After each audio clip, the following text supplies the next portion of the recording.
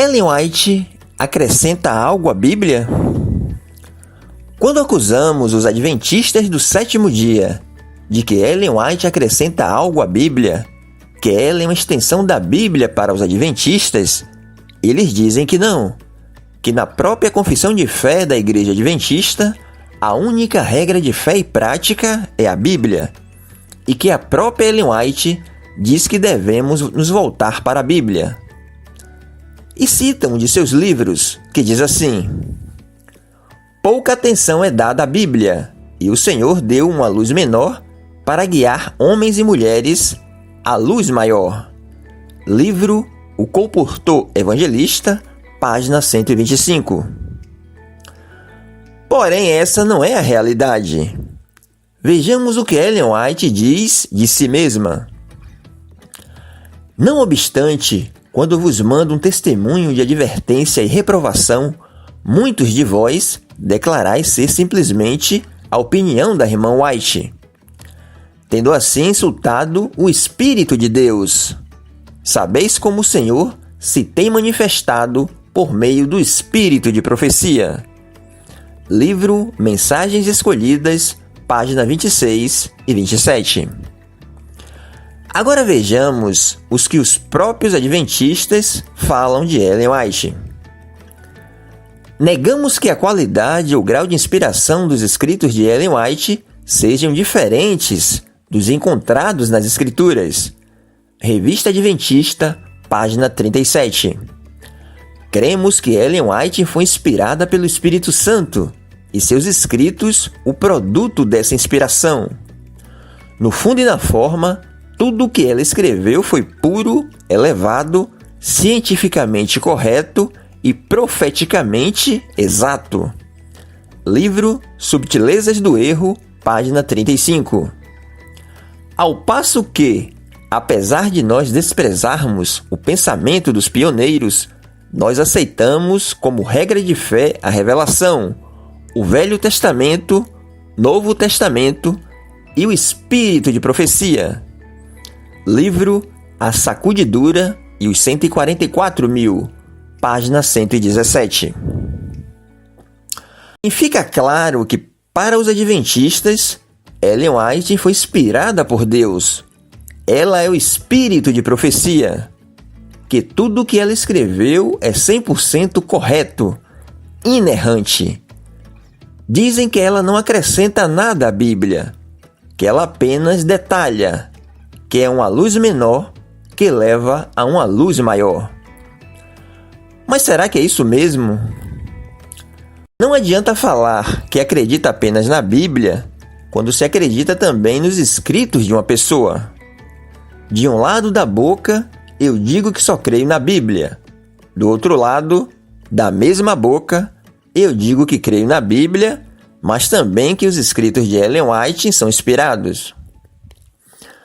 Vejamos alguns exemplos de acréscimo de Ellen White à Bíblia. Leiamos. Satanás treme ao contemplar sua obra. Ele está sozinho, meditando sobre o passado, o presente e o futuro de seus planos. Sua poderosa estrutura vacila, como numa tempestade. Um anjo do céu está passando. Ele o chama e suplica uma entrevista com Cristo. Isto lhe é concedido. Então relata ao Filho de Deus que está arrependido de sua rebelião e deseja voltar ao favor divino. Está disposto a tomar o lugar que previamente Deus lhe designara e sujeitar-se a seu sábio comando. Cristo chorou ante o infortúnio de Satanás, mas disse-lhe, como pensamento de Deus, que ele jamais poderia ser recebido no céu. O céu não devia ser colocado em perigo. Se fosse recebido de volta, todo o céu seria manchado pelo pecado e rebelião originados com ele. Livro História da Redenção, página 26. Vemos aqui nessa suposta visão de Ellen White um arrependimento de Satanás e Jesus chorando diante da infelicidade do mesmo. Segundo ela, Satanás pede uma entrevista com Cristo. e diz estar arrependido. E aí Jesus chora com o arrependimento de Satanás. Esse episódio, com esses detalhes, não estão na Bíblia. Logo, é um acréscimo à Bíblia. Se qualquer escritor escrevesse isso, poderíamos falar que é uma história, uma opinião, uma mitologia. Mas dizer que isso é a verdade absoluta é acrescentar à Bíblia coisas que ela não diz. Se examinarmos as Escrituras para vermos onde Jesus chorou, iremos encontrar Jesus chorando quando viu a tristeza das irmãs e dos amigos de Lázaro. Está em João capítulo 11, versos 35. Jesus chorando por Jerusalém está em Lucas capítulo 19, versos 42 a 44. E Jesus chorando ao Pai no Getsêmani, conforme Hebreus capítulo 5, versos 7. Mas não consta na Bíblia Jesus chorando por um suposto pedido de arrependimento de Satanás. Também não encontraremos em nenhum lugar das Escrituras fazendo menção a Satanás se arrependendo. Se perguntarmos a um adventista se ele crer que essa visão de Ellen White é verdadeira, ele vai dizer que sim. Mas não está na Bíblia. Se não está na Bíblia, existe outra fonte de inspiração extra-bíblica. Logo, não adianta dizer que a Bíblia é a única regra de fé. Vejamos outro exemplo. Diz Ellen White: o Senhor me proporcionou uma vista de outros mundos. Foram-me dadas asas, e um anjo me acompanhou da cidade a um lugar fulgurante e glorioso. A relva era de um verde vivo, e os pássaros gorjeavam ali cânticos suaves. Os habitantes do lugar eram de todas as estaturas, nobres, majestosos e formosos. Ostentavam a expressa imagem de Jesus, e seu semblante irradiava santa alegria, que era uma expressão da liberdade e felicidade do lugar. Então fui levado a um mundo que tinha 7 luas. Vi ali o bom e velho Enoque, que tinha sido transladado. Pedi ao meu anjo assistente que me deixasse ficar ali. Livro Primeiros Escritos, página 39 e 40.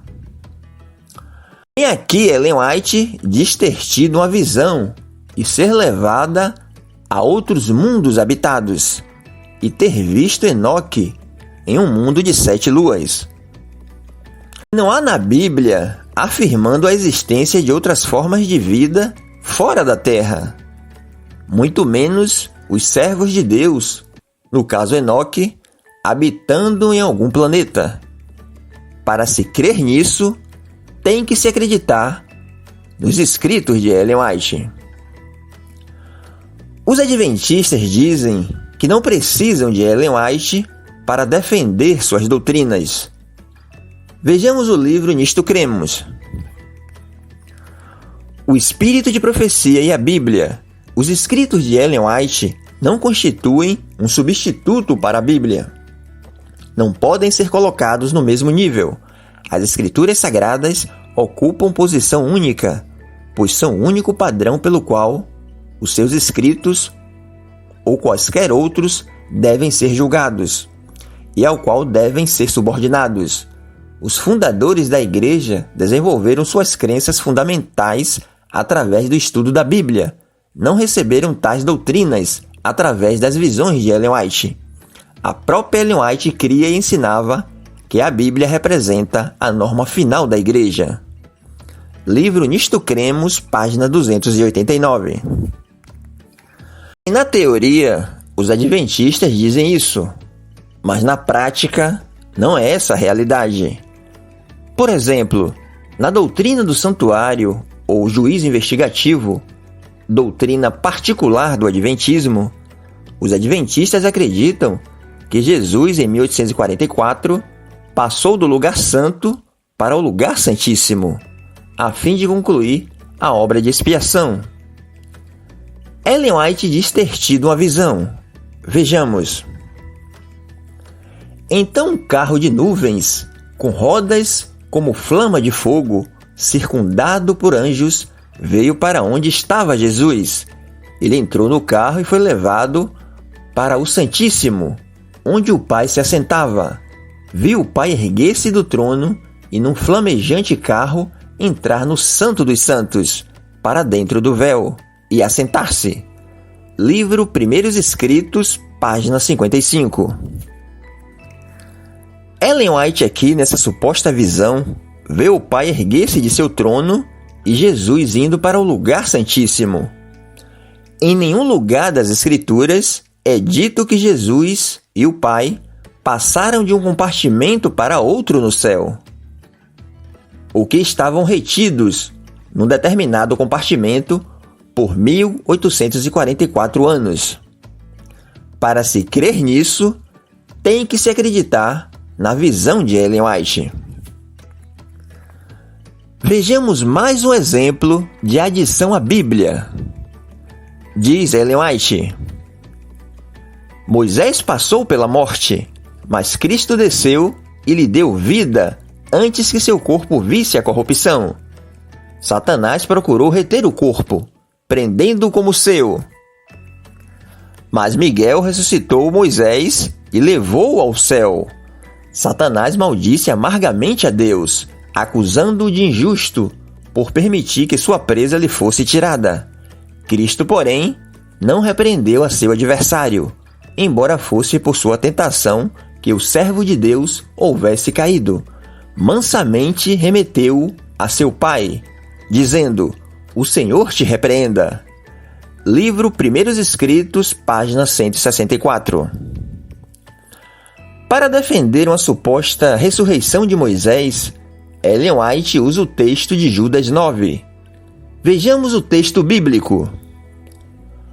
Mas o arcanjo Miguel, quando contendia com o diabo e disputava a respeito do corpo de Moisés, não ousou pronunciar juízo de maldição contra ele, mas disse: O Senhor te repreenda.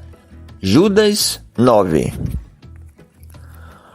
Onde no texto diz que Moisés ressuscitou? Onde no texto diz que Moisés subiu aos céus? O contexto de Judas não está se falando de ressurreição. Ou seja, ela acrescenta algo que não está no texto. E em nenhum lugar das Escrituras é dito que Moisés ressuscitou. Esses exemplos são suficientes para mostrar que Ellen White acrescenta sim algo às Escrituras. Só com a Bíblia não dá para sustentar essas visões, esses ensinos. Os adventistas vão argumentar que os escritos de Ellen White é como os comentários bíblicos, já que os comentários bíblicos também detalham textos bíblicos. Só que os comentários bíblicos comentam fatos históricos, fatos arqueológicos, fatos sociológicos, costumes da época. Não existe nenhum comentário bíblico visionário, uma visão, um sonho, para acrescentar algo ao texto bíblico. A palavra de Deus nos fala do perigo de acrescentarmos algo às Escrituras. Leiamos: Porque eu testifico a todo aquele que ouvir as palavras da profecia deste livro que, se alguém lhes acrescentar alguma coisa, Deus fará vir sobre ele as pragas que estão escritas neste livro. Apocalipse, capítulo 22, versos 18. Não acrescenteis as suas palavras, para que não te repreenda e sejas achado mentiroso. Provérbios, capítulo 30, versos 6. A Bíblia é a suficiente palavra escrita de Deus. Não precisamos de acréscimos para entendê-la. Não precisamos de uma luz menor, pois temos uma luz maior, que é a palavra de Deus. Vejamos. Toda a Escritura é divinamente inspirada e proveitosa para ensinar, para redarguir, para corrigir, para instruir em justiça. 2 Timóteo, capítulo 3, versos 16. Santifica-os na tua verdade. A tua palavra é a verdade. João capítulo 17, versos 17. Portanto, quando os adventistas dizem ter a Bíblia como única regra de fé e prática, eles não estão sendo sinceros. Para o cristão genuíno, a Bíblia é o único livro inerrante, infalível. Não precisamos de outra fonte de verdade.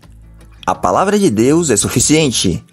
Ela é a nossa única regra de fé e prática, verdadeiramente.